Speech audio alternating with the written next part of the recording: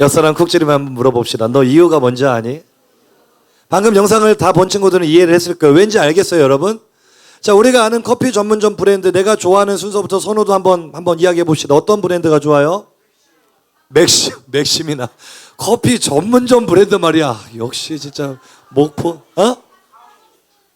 아니, 카누는 커피 전문점이 뭔지 모르는구나. 아니, 어제 진호가 목사님한테 그러더라고. 목사님, 저는요 못 가본 데가 너무나 많아요. 저는 서울에 가면 63빌딩에 꼭 가보고 싶고요, 남산타워에 꼭 가보고 싶고요, 저 목사님 아니었으면 에버랜드도 못 가봤을 거예요. 내가 듣는데 마음이 너무 짠했어. 잘 몰라서 그래. 커피 전문점 이야기하니까 맥심, 카누 이야기하고 있다. 답답하다 그래. 커피 전문점 뭐가 있지 얘들아? 파스쿠치, 탐앤탐스, 엔젤리노스. 이야, 왜 이렇게 잘 알아요? 여러분 주로 가는 데는 어디입니까? 티오피 뭐야, 티오피? 자, 여러분, 이 수많은 커피 전문점 중에 우리나라에 매장이 제일 많은 데가 어딘지 알아요? 스타벅스일 것 같죠? 놀랍게도 이디야 커피입니다. 이디야가 국산 브랜드라는 거 알고 있니 얘들아? 순수 토종 국산 브랜드라 해외에 로열티를 지불하지 않는 거의 유일한 커피 브랜드예요. 야, 국산품 애용의 애국자겠지? 여사람에게 이디야 많이 이용하자. 목사님 뭐 이디야에서 파견 나온 사람 아닙니다. 관계 있는 사람 아닌데, 자, 방금 역사를 바뀌었지만 신기하게도 이디야 커피는요, 사진 한번 보세요. 이게 명동인데요, 명동역점인데 꼭 스타벅스 옆에 뭐가 있다? 대도시에 가면 꼭 그렇습니다. 스타벅스 큰 매장이 있으면 꼭 옆이나 한 블록 건너서는 반드시 이디야가 있습니다. 왜 그런 줄 알아요?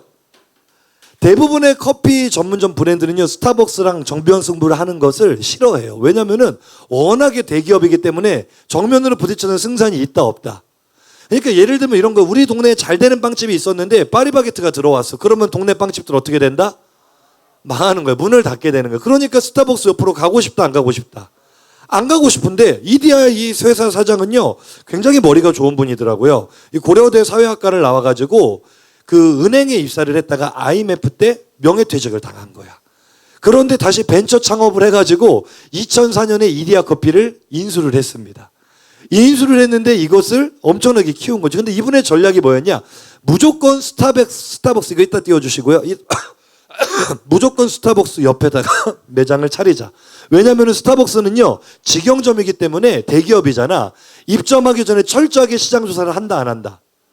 엄청나게 깐깐하게 시장 조사를 하는 거야. 유동 인구가 얼마나 되는가, 이 유동 인구 중에 소비자들의 패턴이 어떻게 되는가. 그래서 여러분 보면은요, 스타벅스가 있는 자리는 대부분 목이 좋다 안 좋다? 엄청 좋아요. 땅값이 엄청 비싸요. 그런데 이디야는요 손쉽게 좋은 몫을 차지하는 거야. 누구만 따라가면 되니까. 스타벅스만 따라가면 되니까. 그러니까 그렇게 하니까 장사가 된다 안 된다? 돼요. 거기서 이제 차별화 전략이 하나 나오는 거죠. 스타벅스 옆에 가는 대신에 가격은 좀 더 합리적으로 제공을 하자. 그러니까 이 이디야 커피가 사람이 많다 안 많다? 12년 만에요 커피 전문점 중에 수익률이 1위입니다. 원래는 스타벅스가 1위인데 스타벅스는 이 인건비와 매장 임대료로 나가는 돈이 너무나 많은 거야. 그러니까 실제 순수익을 따지면 이디야가 스타벅스보다 더 많이 버는 거야, 돈을. 놀랍죠 여러분? 거기다가 매장 수 국내 1위, 고객 만족도 1위, 폐점률 최하위. 그러니까 이디야 커피를 열면은 잘 안 망해. 제일 잘 망하는 데는 그 카페, 그런 데가 있어요. 뭐 괜히 이렇게 하면 안 돼. 어제 뉴스를 찾아보다 보니까 거기가 제일 잘 망하는 데고, 제일 안 망하는 율이요, 폐점률이 1%대, 1%대. 100군데가 점포를 열면 그 중에 한 군데가 망할까 말까 할 정도로. 이디야 커피 대단하다 안 대단하다? 굉장히 대단해. 그러니까 이분은 전략이 있다 없다? 있어. 이 CEO 이분이 얼굴이 이렇게 생겼는데 한번 보여주세요. 이분의 전략이 뭐였느냐? 이분의 그 인터뷰 기사가 굉장히 인상적이다. 한번 따라해볼까? 얕은 꾀 부렸다면 이디야는 없었다. 그러니까 얕은 꾀가 뭐냐면은 남들이 다 하는 생각이 있죠. 스타벅스 옆에 가서는 승산이 없어. 이렇게 저가 전략으로는 승산이 없어. 그러니까 비슷하게 엇비슷하게 흉내만 내는 거예요. 흉내만. 스타벅스와 좀 거리를 두고 흉내만 내는 얕은 꾀. 그렇게 했다면 이디야가 승산이 있다 없다? 없는 거예요. 남다른 전략을 가지고 부딪혔더니 된다 안 된다? 되죠. 전략이 중요해요 안 중요해요? 굉장히 중요해요. 오늘 본문, 성경 본문이 말하는 것이 바로 이러한 전략에 대한 이야기인데, 특별히 오늘 본문 한 번 더 읽어볼까요? 본문 준비될 수 있나요? 화면 24장 6절 한 번 더 읽어봅시다. 이 본문이 중요해요. 한번 읽어봅시다. 시작. 너는 전략으로 싸우라. 승리는 지략이 많음에 있느니라. 할렐루야. 이 말씀이요, 이스라엘 정보기관인 모사드 마크 한번 보여줄래요? 이 모사드의 좌우명입니다. 이게 뭐냐면은 세계 최고의 정보기관이라고 알려져 있는데, 여러분 미국의 FBI 들어봤죠? 영국의 MI6라고 들어봤죠? 우리나라에는 안기부가 있어요. 그렇죠? 이 세계 수많은 정보기관 중에 최고 탑 클래스가 어디다? 이스라엘의 모사드인데, 얘네들이 좌우명으로 삼고 있는 말씀이 바로 오늘 본문인 너는 전략으로 싸우라. 승리는 지량이 많음에 있다. 저기 히브리어로 써 있는 게 저게 성경 구절인데요. 저것도 연관 구절입니다. 저 구절은요, 잠언 11장 14절이에요. 한번 읽어볼까요? 잠언 11장 14절 시작. 할렐루야. 그래서 오늘 본문은 뭐에 대한 이야기다? 지략, 전략에 대한 이야기다. 사실은 전략이 우리의 삶에 중요하다, 안 중요하다? 우리의 인생을 뒤집을 수 있고 진짜 우리 인생의 터닝 포인트가 될 수 있고, 우리가 지금 지혜에 대한 말씀을 계속 보고 있는데 삶을 살다 보면 어려움을 닥친다, 안 닥친다? 수능이라는 괴물을 만난다, 안 만난다? 이럴 때 우리가 그걸 이길 수 있는 게 뭐다? 바로 전략이고 지략이란 말이에요. 이순신 장군이 12척의 배를 가지고 일본의 300척이 넘는 배를 격파했어요. 뭐가 있었기 때문에? 전략, 명량이라는 이 울돌목 앞바다의 그 빠른 물살을 이용해가지고 치고 빠지는 전략이 있었기 때문에 12대 300이 승리가 가능한 거예요. 할렐루야. 이런 전략이 있다면 여러분들 승리할 줄로 믿습니다. 제갈량이요, 이 조조의 100만 대군을 무엇으로 이겼습니까? 겨울에 갑자기 3, 4일 불어오는 동남풍과 화공을 이용해서 100만 대군을 침몰을 시키는 거야. 적은 숫자를 가지고. 뭐가 중요하니까? 전략. 이 전략 20세기 최고 전략가가 베트남의 보구엔지압이라는 장군이 있습니다. 이게 원어대로 그러면 보응회 잡. 이름이 이렇게 어려워. 근데 이걸 그대로 쓰면은 보구엔지압이라는 장군인데요. 이분이 돌아가신 지 얼마 안 돼서 103세까지 장수하시다가 한 5, 6년 전에 타계하신 걸로 알고 있는데, 이분이 얼마나 대단한 분이냐? 베트남 사람이고 베트남의 이제 총사령관이었는데요. 당대 세계 최강이라고 말하는 프랑스, 중국, 미국을 차례대로 격퇴를 시켰습니다. 놀라는 척이라도 좀 해봐, 얘들아. 베트남이 프랑스를 이겼다니까? 중국을 이겼다고. 제일 충격적인 건 미국을 이겼다고. 미국 전쟁 역사상 패배한 적은 딱 한 번밖에 없는 그게 베트남 전쟁이야. 말도 안 되지. 이분이요, 삼불 전략이라는 게 있는데 책으로도 나와 있어요. 너무 유명해가지고 이게 오늘날도 기업에서 사용하고 있는 전략인데, 이분의 전략은요, 따라해볼까요? 첫째, 적들이 원하는 시간에 싸우지 않는다. 둘째, 적들이 원하는 장소에서 싸우지 않는다. 셋째, 적들이 원하는 방법으로 싸우지 않는다. 그 프랑스군이요, 중국군이요, 미국군이요, 엄청난 숫자로 엄청난 최첨단 무기로 베트남을 치고 들어왔단 말이에요. 그리고 프랑스군이 딱 주둔을 하고 있는데 어느 날 갑자기 최첨단 곡사포가 프랑스 진영에 떨어지는데, 프랑스군이 그날 하루에 5,000명이 전사를 했습니다. 완전히 혼비백산을 했어요. 그리고 그 전투에서 크게 격퇴하고 아예 뒤도 안 돌아보고 베트남에서 철수를 해버립니다. 근데 프랑스군이 왜 충격을 받았냐면은, 베트남의 기술력과 군사력으로는 이 정도 무기가 있을 수가 없고, 있다고 하더라도 이 정도 무기가 우리 진영에 떨어지려면 굉장히 가까이까지 접근을 해야 되는데 아무도 몰랐거든. 프랑스의 최첨단 레이더망에 안 걸렸거든. 어떻게 가능했는 줄 알아요?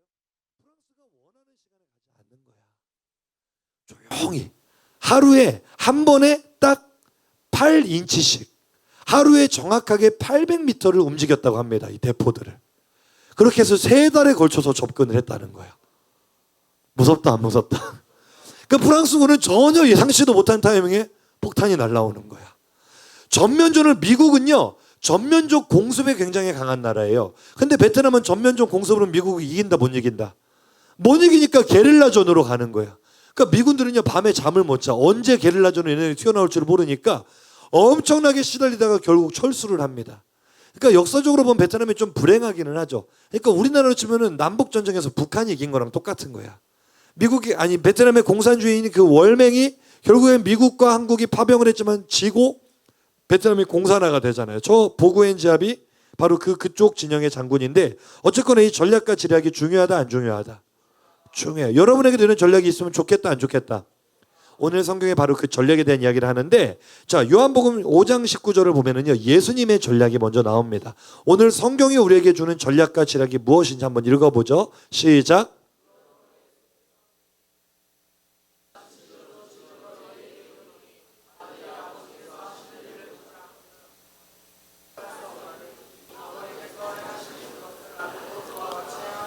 할렐루야. 여러분, 성경은 지혜의 책이라는 거 믿습니까? 이 안에 수많은 지혜와 지식의 보화가 있다는 거 알고 있습니까? 말씀 좀 더 띄워놓고요. 그렇다면 예수님께서 하시는 말씀이 진짜 진리고 길이라는 거 인정하죠, 여러분. 근데 예수님이 취하셨던 전략이 바로 저 노란 글씨야. 아들이, 여기서 아들이 누구를 뜻하는 거야? 예수님은 하나님의 아들이잖아요. 맞아요, 안 맞아요? 예수님은 지혜가 있었다, 없었다? 예수님께서 스스로 할 수 있는 능력이 있었다, 없었다? 모든 일을 스스로 하셔도 거의 완벽하셨어. 아니, 거의가 아니고 완전히 완벽하셨어, 예수님은. 맞죠? 근데 그 예수님이 스스로 하십니까, 안 하십니까? 보세요. 아들이 뭐를 보지 않고는 하늘에 계시는 아버지 하나님께서 하시는 것을 보기 이전에는 스스로 하신다, 안 하신다? 스스로 하신다, 안 하신다? 그러니까 예수님의 전략은 아주 간단한 거 한번 따라해 볼까요? 하나님께서 원하시는 대로 철저히 복종하자. 이것이 바로 예수님의 전략이었던 것을 우리는 믿습니다. 맞잖아요. 철저하게 하나님께 복종하셔서 어디까지 낮아지셔? 십자가에 죽기까지 복종하십니다.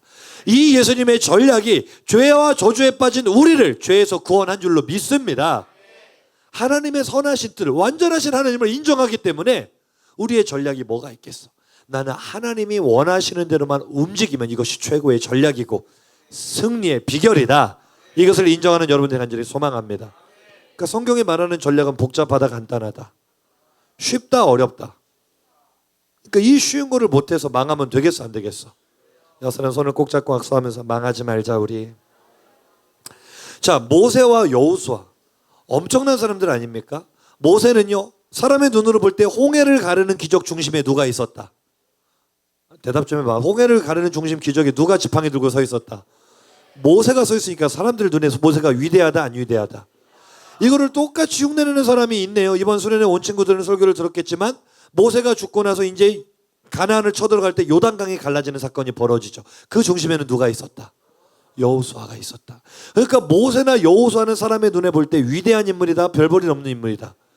굉장히 위대한 인물이고 성공자들이라고, 승리자들이란 말이에요. 그럼 이들의 전략을 우리가 배워야 될 거 아니에요. 그래요, 안 그래요? 근데 이들의 전략도 그렇게 복잡하지가 않았어요. 모세와 여호수아의 전략을 순서대로 찾아볼 건데 공통점을 찾아보세요. 쉽습니다. 자, 먼저 모세의 전략. 출애굽기 14장 26절.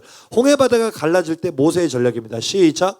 여호와께서 모세에게 이르시되 네 손을 바다 위로 내밀어 물이 애굽 사람들과 그들의 병거들과 마병들 위에 다시 흐르게 하라 하시니. 할렐루야. 얘들아, 우리가 홍해 바다 가를 수 있어, 없어? 우리가 전쟁에서 승리할 수 있어, 없어? 그럼 모세는 어떨까? 모세는 홍해 바다를 가를 능력이 있어, 없어? 성경 말씀 계속 띄워놓고요. 모세는 능력이 있어, 없어? 근데 갈라졌잖아. 왜 갈라졌지? 누가 가르신 거야? 하나님께서. 그럼 모세가 한 일은 뭐야? 하나님께서 하라고 하는 대로만 한 거야. 할렐루야. 너 왜 그러고 서 있어? 바다로 손을 펴란 말이야. 바다를 명하여 갈라지라고 하란 말이야. 그럼 어떻게 된다? 바다가. 할렐루야. 모세의 전략은 뭐였다? 하나님께서 말씀하시는 대로 순종했더니 홍해가 갈라지는 기적이 일어난 줄로 믿습니다. 여호수아는 요단강을 어떻게 갈랐고 어떻게 요단강이 다시 합쳐졌냐, 그때의 말씀인데 여호수아 4장 15절 16절 시작.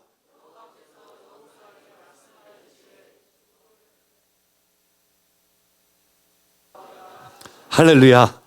여호수아의 전략도 쉽다, 어렵다? 아주 간단해. 누가 가르쳐 주는 거야? 여호수아는 좀 더 실질적. 이번에 수련회 설교 기억난다, 안 난다? 자, 모세 때는요, 모세가 먼저 손을 펴니까 바다를 갈라놓고 하나님께서 지나가게 하셨지만 이제 40년 동안 광야 생활하면서 하나님께서 이들을 연단하셨어요. 그리고 이제는 우리에게 말씀하시고 네 믿음을 나에게 먼저 보이라고 하시네요. 그래서 여호수아에게 말씀하여 이르시되 뭐라고 하십니까? 첫 번째, 제사장들이 법궤를 메고 먼저 그들의 발이 어디에 잠기게 해라. 그 얘들아, 생각을 해봐. 저 영산강 보면은 그때 또 강이 범람하다고 했거든. 영산강이 지금 넘쳐 흘러가지고 삼호대교를 거의 잠기게 하고 아델리우만까지 강물이 밀려왔다고. 무섭다, 안 무섭다? 엄청 무섭잖아. 근데 하나님께서 나에게 너 저기에 있는 타이어 하나 어깨에다 메고 방 속으로 들어가 하시면 들어가기 쉽다, 어렵다? 어렵잖아. 여호와의 말씀에 임했어. 근데 여호수아가 그대로 한다, 안 한다? 그러니까 여호수아의 전략은 복잡해요, 간단해요? 뭐 고민할 게 없어. 이게 되냐 안 되냐 계산할 필요가 있어, 없어? 이게 쉽다 어렵다 생각할 필요가 있어, 없어?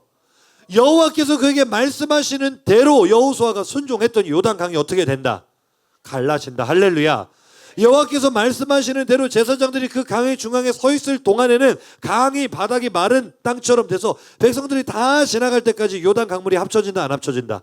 안 합쳐지고 그대로 있는 거예요. 그런데 백성이 다 지나간 다음에 방금 읽었던 말씀대로 이제 제사장들 거기서 나오라고 해. 그대로 했던 요단 강물이 어떻게 된다? 합쳐진다. 이 놀라운 기적이 내 삶에도 일어난다고 믿어지면 아멘 합시다. 저 손 들고 아멘. 시작. 그럼 이 놀라운 기적이 분명히 여러분 삶에도 하나님께서 일어나게 하실 건데 우리가 어떠한 전략, 어떠한 지략을 취할 때 이런 일이 나에게 이루어지냐? 따라할까요? 하나님께서 말씀하시는 대로. 좀 더 구체적으로 들어가 보자 얘들아. 하나님께서 너희들에게 어떻게 말씀하시지?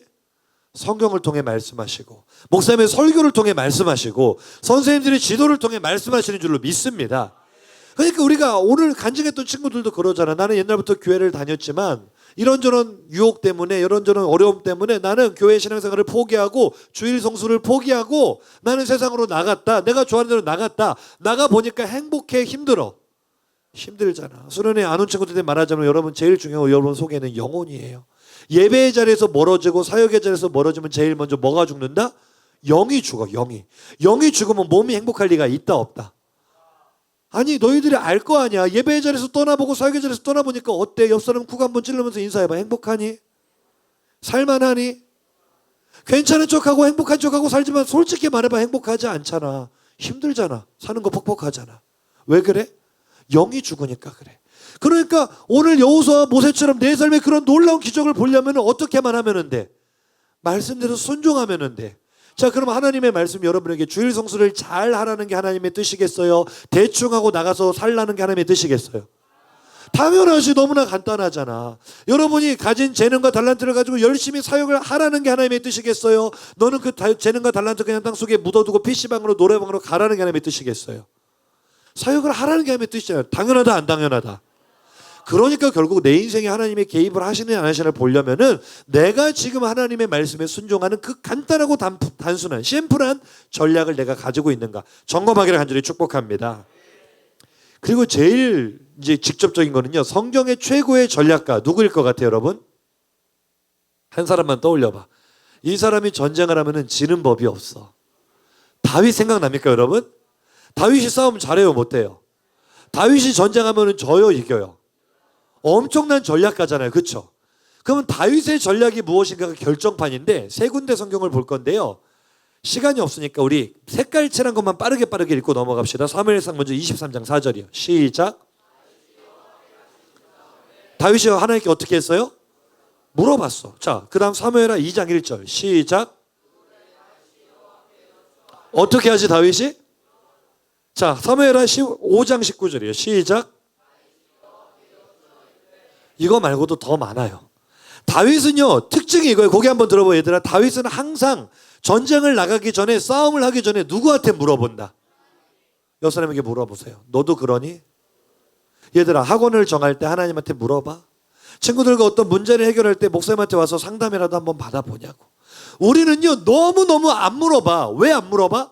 우리가, 얘들아 잘 들어야 돼. 이거 진짜 중요한 거야. 우리가 이게 교만이야. 내가 어깨에 힘주고 목에 힘주는 게 교만이 아니고, 따라합시다. 하나님께 묻지 않는 것이 교만이다. 이 묻지 않는다는 의미의 본질적인 게 뭔지 가르쳐 줄게, 얘들아. 내 인생의 전문가는 하나님보다 내가 더 전문가라고 생각을 하니까 묻지 않는 거야. 수능 문제를 풀고 영어 문제를 풀고 수학 문제를 푸는데 하나님보다 내가 더 전문가라고 생각을 하니까 물어본다 안 물어본다? 안 물어봐. 내 인생의 진로를 결정하는데 누가 더 전문가라고 생각을 하니까. 뭐 하나님은 교회에서 뭐 찬양이나 들으시고 기도나 들으시는 분이지 내 인생에 대한 문제는 내 몫이라고 생각을 하기 때문에 묻지 않는다고요. 근데 보세요, 여러분. 다윗이 싸움을 잘한다 못한다? 전쟁을 잘한다 못한다? 다윗의 머리가 똑똑하다 멍청하다? 다윗은요, 평생을 싸움터에서 잔뼈가 굵어온 장군 중에 장군입니다. 이런 상황에는 내가 퇴각을 해야 된다, 정면 승부를 해야 된다, 기습을 해야 된다, 다윗이 안다 모른다? 누구보다도 정확하게 알 수 있고, 이거 좋은 표현 아니지만 요즘의 표현을 하자면 다윗은 전쟁의 신이에요. 싸움의 신이에요. 근데 이게 왜 안 좋은 표현이냐면 이게 얘들아 다신론이고 범신론이야. 우리는 뭐만 하면 무조건 신자를 갖다가 붙여. 뭐 김연아가 피겨를 잘 타면 연하신이 되고, 김연우가 노래를 잘하면 연우신이 되고, 그래요 안 그래요? 알파고가 바둑을 잘 두면 가파고가 되고, 그래요 안 그래요? 어제 보니까 뭐 도깨비 작가는 갓은숙이래. 갓은숙. 갓은숙님 제발 해피엔딩을 내려주셔서 그러고 댓글을 달아. 와 미치겠다. 이런 표현 쓰면 된다 안 된다. 뭐 빙의라든지 소환이라든지 이거 전부 다 비기독교적인 용어예요. 옆 사람에게 인사합시다. 용어 사용을 지혜롭게 하자. 어쨌거나 오늘날의 이 왜곡된 언어의 표현으로 하자면 다윗은 그야말로 싸움의 신이고 전쟁의 신처럼 보였을 거라고. 다윗이 엄청 똑똑해요. 전략이 엄청 많아요. 그런데 이 다윗이요. 자기가 볼 때는 어떻게 해야 되는지에 대한 방법이 다 있는데 누구한테 물어봐? 하나님한테 물어봐. 그러면 때때로 하나님의 방법은 내 방법과 같을 때가 있겠지만 다를 때도 있다 없다. 이 마지막 읽었던 사무엘하 5장 19절은요. 하나님 기가 막힌 얘기를 하세요.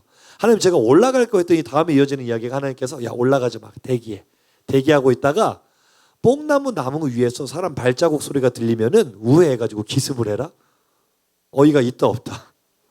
뽕나무 나무에서 사람 발자국 소리가 난다 안 난다. 나봤자 까치 울음소리 나겠지. 무슨 사람 발자국 소리가 뽕나무 위에서 나니. 상식적으로 생각을 해봐. 나겠어 안 나겠어. 그러니까 다윗은 어이가 있어 없어. 없는데 하나님이 시키는 대로 했더니 승리해 패배. 이것이 바로 전략이고 지략인 줄로 믿습니다. 옆 사람에게 인사하세요. 왜 안 물어보니? 우리는요 친구들에게 이런 걸 엄청 잘 물어봐. 옷 하나 사가지고 나 어때? 괜찮아? 예뻐? 잘 어울려? 물어본다 안 물어본다. 핀 하나 꽂고 와가지고 머리띠 하나 와가지고 이미 답정 너야. 답은 이미 정해졌어. 너는 대답만 하면 돼. 그치? 나 괜찮니? 물어봐. 무슨 대답을 원하는 거야? 괜찮다. 너랑 딱 어울린다. 이 말을 듣고 싶은 거잖아. 근데 야 네 피부톤이랑 잘 안 맞는 것 같아. 그럼 그 친구랑 원수 진다 안 진다? 괜히 꼴 보고 싶고 같이 밥 먹기 싫어지고. 쓸데없는 거는 잘 물어봐 친구들에게. 그런데 진짜 중요한 인생의 문제들, 내가 진짜 헤쳐나가야 될 인생의 난관들 하나님한테 물어봐 안 물어봐? 물어봐야 되겠어 안 물어봐야 되겠어? 들어갑시다. 하나님께 여쭤보는 것이 기도고 전략이다. 할렐루야.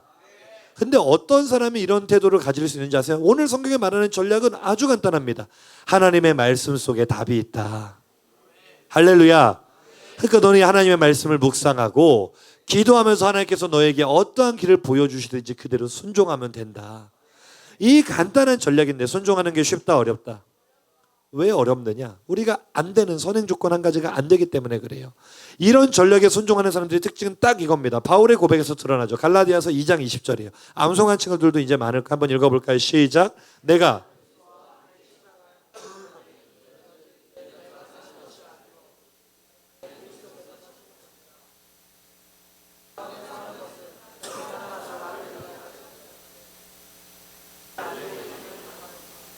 할렐루야.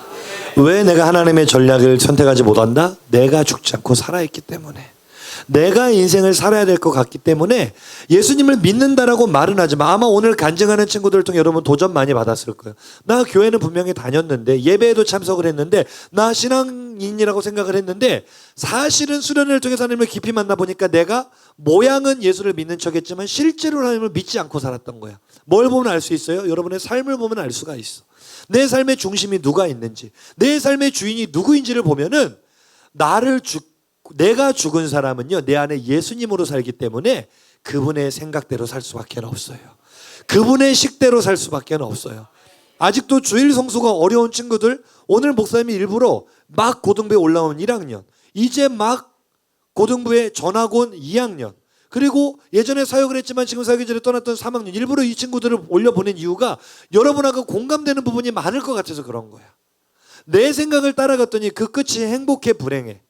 불행하고 답답하고 초조하고. 그러니까 한번 따라해 볼까요? 네 잔머리 믿으면 성공 못한다. 큰 머리 대신 예수님은 따라가야 된다. 예수님의 머리가 대두라는 게 아니고, 예수님 머리 크기가 보통 사람보다 더 컸다 이게 아니고, 생각과 지혜의 깊이가 내가 더 지혜롭겠어요? 예수님이 지혜롭겠어요? 누구를 따라가야 되겠어? 여러분 원래 오늘 설교의 제목이 삼고초려예요. 들어봤습니까? 삼고초려? 너무 그렇게 당당하게 아니요 그러면 내가 민망하잖아. 삼고초려가 어디서 나온 말이지 얘들아? 삼국지. 누가 누구한테? 유비가 사실은 한나라 황실의 이 적통 후계자잖아요. 그런데 이게 워낙에 난세가 되다 보니까 조조라는 사람이 위나라를 세워가지고 자기 세력을 과시하고 손책인가요? 손건인가요? 헷갈리네. 손건이라는 사람이 오나라를 세워가지고 또 위세를 과시하니까 유비가 보니까 천하 통일을 하기 위해서는 군사력도 중요하지만 제일 중요한 게 뭐다? 오늘 성경의 주제인 전략과 지략이야. 지략가가 필요한데 보니까 당대 최고의 지략가는 누구야? 제갈량, 제갈공명이라고 불리는 이 남자예요.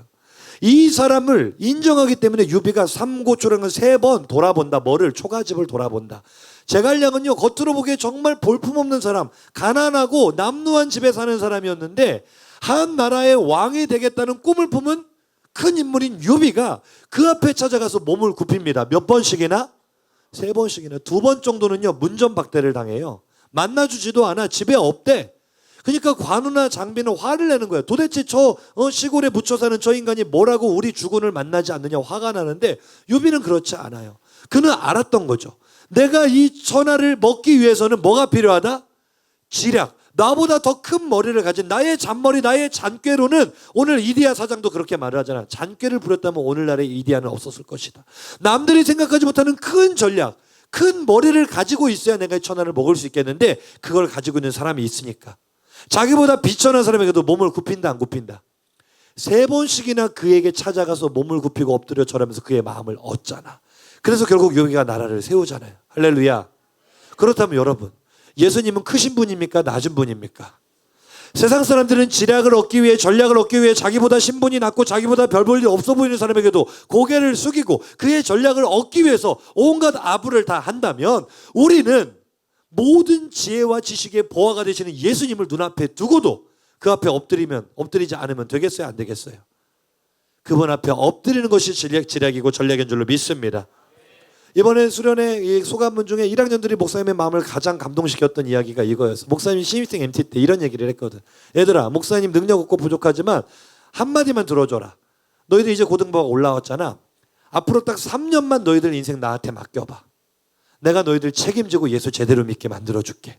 물론 목사님이 할 수 있는 건 아니에요. 목사님을 사용하시는 성령께서 그렇게 하실 줄로 믿습니다. 근데 문제는 우리 1학년들 어디니? 손 한번 반짝반짝 들어봐. 이 친구들이 그 말을 주의 깊게 들었던 친구들이 많은 것 같아요. 이번 간증문에 제일 많이 쓴 이야기가 이거예요. 목사님 말씀대로 저 목사님에게 3년 동안 제 인생 맡길게요. 저를 만들어주세요. 여러분, 이것이 바로 최고의 지략이고 전략인 줄 믿습니다. 목사님한테 머리 숙이는 게 아니고 목사님을 통해서 일하시는 하나님을 바라보고 그 전략 앞에 순종하는 거예요. 그러니까 수련회가 끝나고 오늘 일부 예배 때 내가 얼마나 감동받았는 줄 알아? 이 친구들이 이게 얘들아 생각을 해봐. 목사님 무슨 맛있는 걸 사주면서 사살 꼬신 것도 아니고 막 윽박지는 것도 아니고 본인들이 하나님의 말씀에 깨달은 거야. 이게 생명이구나. 아멘 좀 크게 해봐. 예배가 생명이구나.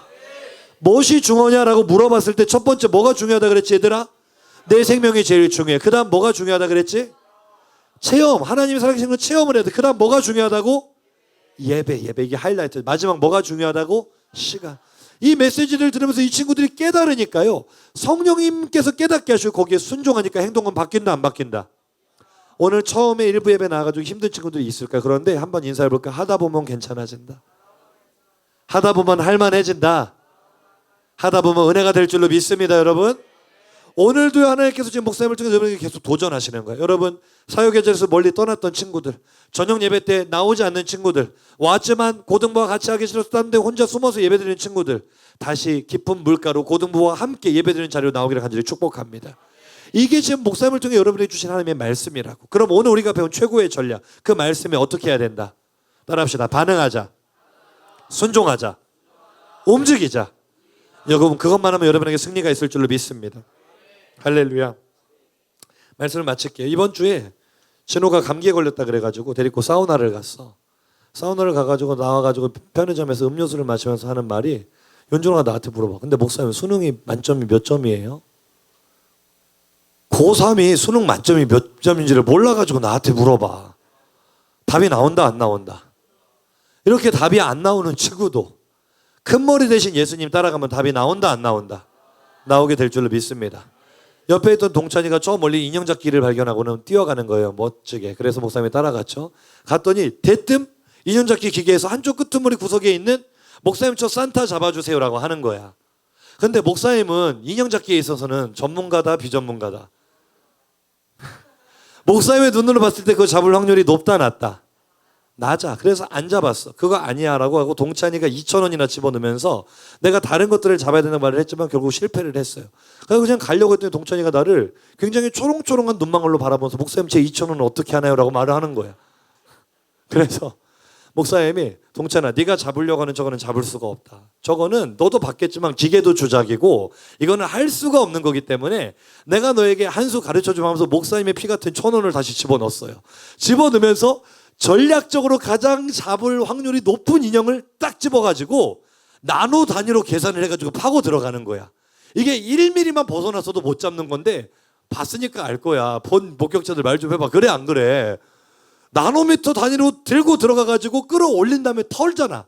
터는데 이쪽으로 털게 각을 잡아가지고 꼬리를 시키는 그 전략. 누구만 가질 수 있다? 목사님만 가질 수 있는 전략이세. 너희들도 뭐 거기에 수없이 돈을 투자하다 보면 그 정도 전략을 갖게 될 거라든가. 자 보세요. 인형 잡을 때는 누구한테 물어봐야 된다. 만약에 자기가 자기 생각대로 끄트머리에 있는 인형 잡겠다고 10,000원을 집어넣어도 잡는다 못 잡는다. 근데 고수에게 물어보고 전략 있는 사람, 큰 머리를 가진 사람에게 물어보면 내가 머리가 크다는 얘기는 아니야. 난 머리가 굉장히 작고 얼굴이 작다고 자부하고 있잖아. 말이 됐어요. 미안해요. 나보다 큰 머리를 가진 사람에게 물어보는 것이 확률이 높겠어? 내 생각대로 고집하는 게 확률이 높겠어? 한 가지만 생각해봐 얘들아. 앞으로 고등학교 3년. 앞으로 인생을 걸어가야 되는데 누구에게 너희들 인생을 맡겨야 될까? 나의 지혜, 나의 경험, 나의 생각? 안 돼요. 위험해요. 큰 머리 대신 예수님 들어갈 때 승리할 줄로 믿습니다. 그렇게 되기를 원하는 주는 큰 소리로 아멘 합시다. 우리 결단하며 함께 찬양하겠습니다.